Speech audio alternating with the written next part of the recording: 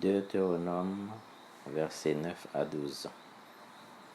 Lorsque tu seras entré dans le pays que l'Éternel ton Dieu te donne, tu n'apprendras point à imiter les abominations de ces nations. Qu'on ne trouve chez toi personne qui fasse passer son fils ou sa fille par le feu, personne qui exerce le métier de devin, d'astrologue, d'auvergure, de magicien, d'enchanteur, personne qui consulte ceux qui évoquent les esprits ou disent la bonne aventure, personne qui interroge les morts, car quiconque fait ces choses est en abomination à l'Éternel.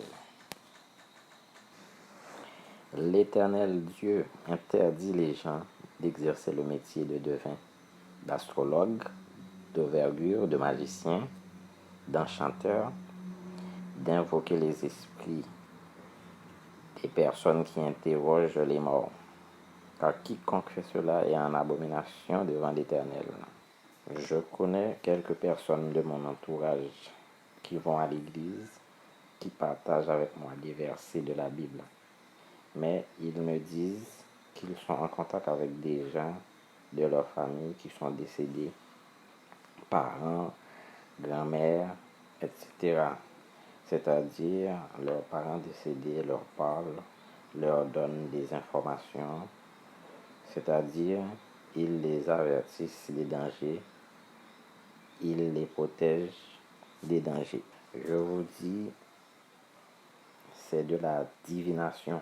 Dieu interdit cela. Le roi Saül, qui avait l'habitude de consulter l'Éternel par le prophète Samuel, un jour, il a désobéi à Dieu. Et l'Éternel s'est retiré de lui.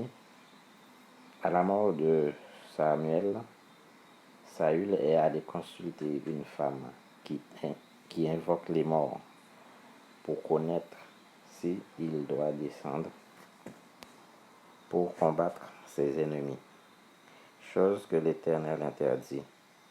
Et Saül lui-même avait interdit cela. Il avait déclaré la mort pour tous ceux qui invoquent les morts. À cause de ses péchés, l'Éternel l'a fait mourir avec sa famille. C'est à cause de ces abominations que l'Éternel Dieu a chassé ces nations, parce qu'ils écoutent les astrologues et les devins. Et quand l'Éternel détruisait ces nations, ils interdisaient son peuple de se mélanger à eux. Salomon, qui était fidèle à Dieu, il a fini par servir d'autres dieux à cause d'une femme. À chaque fois, Dieu envoya Israël contre les autres peuples. C'est à cause de leurs abominations. Et quand le peuple Israël tombait dans les mêmes abominations, l'Éternel Dieu se retirait d'eux. La Bible dit que mon peuple meurt parce qu'il lui manque la connaissance de la parole de Dieu, la connaissance de la loi de Dieu.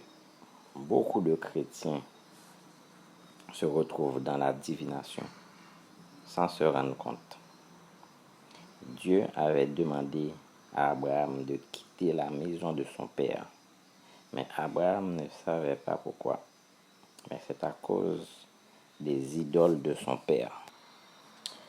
Exode 20 nous dit: Alors Dieu prononça toutes ces paroles en disant: Je suis l'Éternel, ton Dieu, qui t'a fait sortir du pays d'Égypte et de la maison de servitude. Tu n'auras pas d'autre Dieu devant ma face. Tu ne te feras point d'image taillée, ni de représentation quelconque des choses qui sont en haut dans les cieux, qui sont en bas sur la terre, et qui sont dans les eaux plus bas que la terre.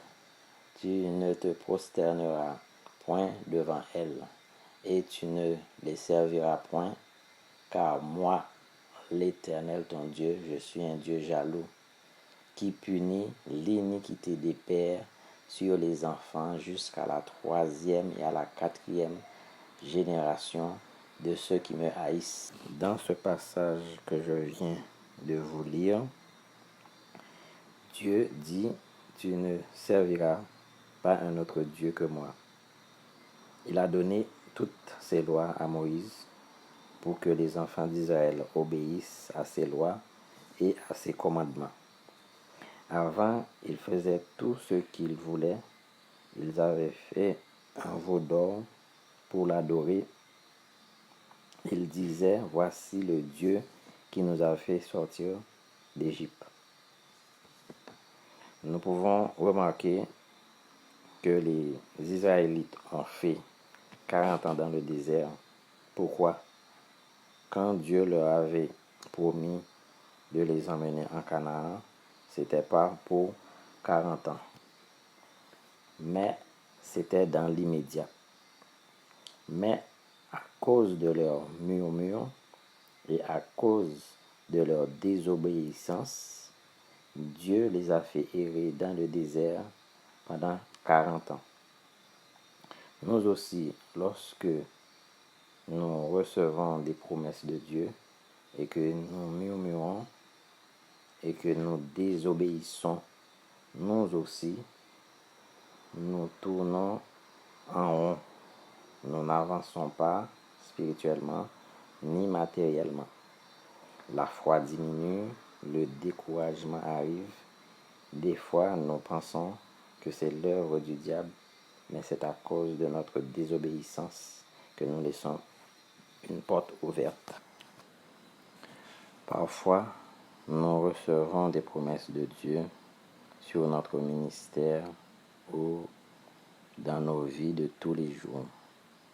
Nous ne voyons pas l'accomplissement de cela. Le plus souvent, c'est à cause des soucis de la vie. Nous nous focalisons sur les choses matérielles, études, travail, mariage, et nous oublions la chose la plus importante, le spirituel. La Bible dit, cherchez premièrement le royaume et la justice de Dieu, et toutes ces choses vous seront données. La plupart du temps, c'est le manque de foi, le péché qui retarde nos bénédictions. Je prie que Dieu te donne une accélération dans tous les domaines de ta vie.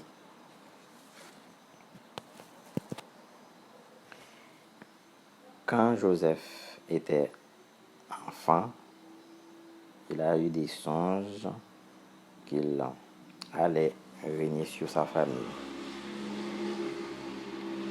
Cette promesse ne s'est pas accomplie tout de suite. Joseph a patienté jusqu'à l'âge adulte pour pouvoir dominer sur sa famille. Joseph n'était pas en retard, c'était le temps de Dieu. David, quand il était enfant, le prophète Samuel l'avait oint pour être roi. Il n'est pas monté sur le trône tout de suite. Il est devenu roi à l'âge adulte. Là encore, c'était le temps de Dieu. Beaucoup ont reçu des promesses de Dieu et cela n'est jamais arrivé. Là, il ne s'agit pas de temps de Dieu, c'est le retard que nous accumulons. Je prie que Dieu nous ajoute du temps. Amen.